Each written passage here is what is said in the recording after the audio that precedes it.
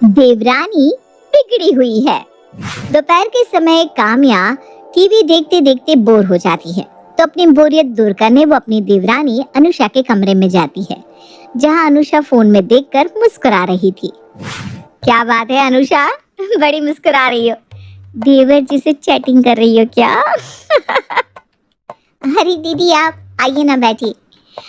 आपके देवर को ऑफिस के काम से फुर्सत हो तब मुझसे बात करें ना। मैं तो अपनी कुछ पुरानी फोटोज देख रही थी। अच्छा, जरा मैं भी तो देखूं अपनी देवरानी की फोटो, कैसी दिखती थी तुम पहले। हाँ क्यों नहीं, बैठिए ना दीदी, मैं अभी हम दोनों के लिए बढ़िया सी कड़क चाय और पकोड़े बना कर लाती हूँ। क्या बात है, बिल्कुल बना ला। वैसे ना मैं बहुत बोर हो रही थी, चाय पकौड़ों के साथ थोड़ी गपशप हो जाएगी। अब बैठिए, मैं भी आई। अनुषा रसोई में चली जाती है और उसका फोन ऑन था, इसलिए काम्या उसके फोन में फोटो देखने लगती है। स्वाइप करते हुए अपनी देवरानी की एक फोटो देखकर काम्या दंग रह जाती है, क्योंकि उस फोटो में अनुषा अपने दोस्तों के साथ ड्रिंक करती हुई दिखाई दे रही थी।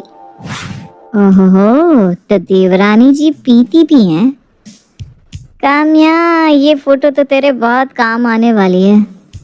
बस फिर क्या था, काम्या उस फोटो को व्हाट्सएप पर खुद को भेज देती है।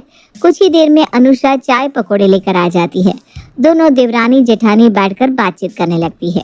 रात के समय सभी परिवार के लोग खाना खाते हैं। दाल तो आज बहुत बढ़िया बनाई है, खाकर मजा ही आ गया। सही कह रहा है बेटा, छोटी बहू की बनाई दाल की बराबरी तो कोई कर ही नहीं सकता। अरे थोड़ी दाल मुझे भी दे दो। पापा जी ये सब्जी लीजिए ना, बहुत चटपटी बनाई है मैंने।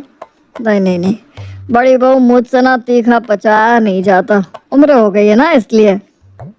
लीजिए पापा जी दाल, वैसे भी मैंने दाल थोड़ी ज्यादा ही बनाई थी, आप सबको पसंद जो है। ये अच्छा किया, हमें तुम्हारे हाथ की बनाई दाल बहुत पसंद है। बिल्कुल, बड़ी बहू कुछ सीख अपनी देवरानी से, क्योंकि तू तो जब भी दाल बनाती है उबाल कर रख देती है बस। ये बात सुनकर काम्या का मुंह बनना ही था, क्योंकि उसकी देवरानी की वाहवाही जो हो रही थी। अब कुछ देर में सभी अपने कमरे में चले जाते हैं। वीरेंद्र तो सो जाता है, लेकिन काम्या जगती रहती है और अपने फोन में अनुषा के उस फोटो को देखते हुए कहती है, बहुत वाहवाही लुट रही थी ना देवरानी जी। अब इस फोटो को देखने के बाद तुम सबसे कैसे नजरें मिलाओगी, मैं भी देखती हूँ। काम्या अनुषा के उस फोटो को फैमिली ग्रुप में देवरानी बिगड़ गई का मैसेज लिखकर भेज देती है। अगली ही सुबह अनुषा अपनी सास को चाय देने जाती है, तो रजनी उसे घूरने लगती है। माँ जी ये लीजिए चाय, बिल्कुल आपकी पसंद की, कम शक्कर ज्यादा चाय पत्ती। मेरी पसंद की चाय क्यों बहू, अपनी पसंद की विस्की ही ले आती। विस्की? माँ जी आप भी ना सुबह सुबह मजाक करने लगी। मुझे फालतू में मजाक करने का शौक नहीं है। नास पिटी, मजाक तो तेरे कारण पूरे घर का बन रहा है। माँ जी क्या कह रही हैं आप, मैंने क्या किया है? बहू ये नाटक मत कर, मुझे तुझसे यह उम्मीद नहीं थी। अनुषा समझ ही नहीं पा रही थी कि आखिर उसकी सास ससुर किस बात को लेकर उससे नाराज थे। तभी उसकी जेठानी काम्या और जेठ वीरेंद्र वहां आते हैं। देवरानी बिगड़ गई है माँ जी, मुझे तो अब तक यकीन नहीं हो रहा कि ये पीती भी है, और वो भी सबसे छुप कर। दीदी आप ये क्या कह रही हैं?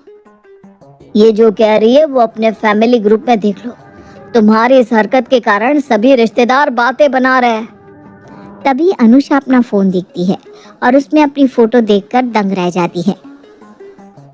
माँ जी, पापा जी ये फोटो तो शादी के बाद गोवा वैकेशन की है, यहाँ तो मैं आपसे पूछ कर गई थी। अरे लेकिन खुलेआम पीने के लिए तो नहीं पूछा था तुमने घर वालों से। बहू तूने तो नाक कटवा दी हमारी। पर माँ जी मेरी बात तो सुनिए। पर कोई भी अनुषा की बात सुनने को तैयार नहीं था। उसकी वो फोटो देखकर सभी उसे बहुत बिगड़ी हुई समझने लगे थे। इस बात के चक्कर में वो काम्या पर भी फोटो को ग्रुप में डालने को लेकर कुछ नहीं कहते। अगले दिन सभी बैठकर खाना खा रहे होते हैं, तभी अनुषा आती है। क्या बात है, आज आप लोग बहुत जल्दी खाना खा रहे हैं? चलिए अच्छा है, समय से खाकर समय से सोना सेहत के लिए अच्छा होता है। मैं भी खाना खा लेती हूँ। रजनी, मेरा खाना कमरे में ले आना। मैं यहाँ बैठकर खाना नहीं खा सकता। जी आप चलिए, मैं अभी लाती हूँ। सुनिए जी, आप भी कमरे में चलिए, मैं थोड़ी और रोटियां सेक लेती हूँ। आज जल्दी ले आना, मैं थक चुका हूँ और भूख भी लगी है। अरे पर आप लोग ऐसे क्यों जा रहे हैं? सुनिए तो। अनुषा के आते ही सब खाने पर से उठकर चले जाते हैं। कोई उसके साथ खाना नहीं खाता। अनुषा को बहुत बुरा लगता है। अब इस तरह परिवार वाले अनुषा से अलग अलग रहने लगते हैं, साथ ही उसे ताने भी देते हैं, जिसके कारण उसे घर में अकेले होने का एहसास होने लगता है। कुछ दिनों बाद उसका पति विवेक अपने बिजनेस ट्रिप से घर लौटता है तो अनुषा को कमरे में रोता हुआ देखता है। अरे अनुषा, तुम रो क्यों रही हो? कुछ दिनों के लिए ही तो तुमसे दूर गया था और अब लौट भी आया हूँ। वो बात नहीं है, मैं तो अपनी गलती के कारण रो रही हूँ। क्या बात है, बताओ मुझे। अनुषा विवेक को सारी बात बताती है और वो फोटो भी दिखाती है। इतनी सी बात के लिए घर वाले तुम्हारे साथ ऐसा सलूक कर रहे हैं, ये ठीक नहीं है। अगली सुबह सभी नाश्ता कर रहे होते हैं, तभी विवेक शराब की बोतल हाथ में लेकर आता है और एक पैक बनाने लगता है। कोई कुछ नहीं कहता, सभी हैरानी से देखते रहते हैं। माँ, मैं पैक बना रहा हूँ, आप कुछ कहेंगे नहीं? कैसे कहेंगे, मैं तो मर्द हूँ, मैं पी सकता हूँ ना। आप लोग मुझसे बात करना थोड़ी ना बंद कर देंगे, है ना? तुझे हुआ क्या है? क्यों ऐसी बात कर रहा है? मुझे नहीं, आप लोगों को क्या हुआ है जो आप लोग अनुषा की एक फोटो को लेकर उसे बिगड़ा हुआ समझकर उससे बात नहीं कर रहे? देवर जी, ऐसे बाहर जाकर पीना तो कोई अच्छी बात नहीं है। अच्छी बात तो किसी की फोटो को फैमिली ग्रुप में डालकर उसका मजाक बनाना भी नहीं है। और आप लोगों ने अनुषा को गलत मान लिया, लेकिन भाभी को ये सब करने की क्या जरूरत? उसके लिए किसी ने उन्हें नहीं डांटा। आप शांत हो जाइए, क्यों मेरी वजह से आप ये सब बोल रहे हैं? क्योंकि इनका बर्ताव गलत है।